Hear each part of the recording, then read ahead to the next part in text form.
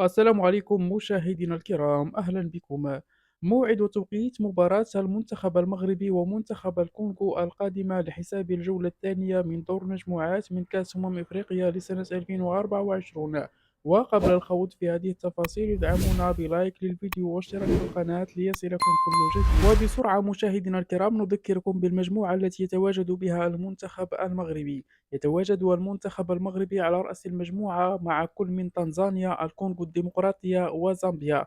وسيواجه المنتخب المغربي منتخب الكونغو الديمقراطي لحساب الجولة الثانية من دور المجموعات من كأس إفريقيا 2024 المقامة بالكوت ديفوار إن شاء الله يوم الأحد الموافق لل21 من يناير. تنطلق المباراة في تمام الساعة الثالثة زوالا بتوقيت المغرب، تونس والجزائر، وعلى الساعة 5 بعد الزوال بتوقيت مصر والسعودية. فيما يمكنكم مشاهدينا الكرام متابعة المباراة عبر قنوات بين سبور القطرية وإس إس دي السعودية وكذلك الرياضية المغربية TNT.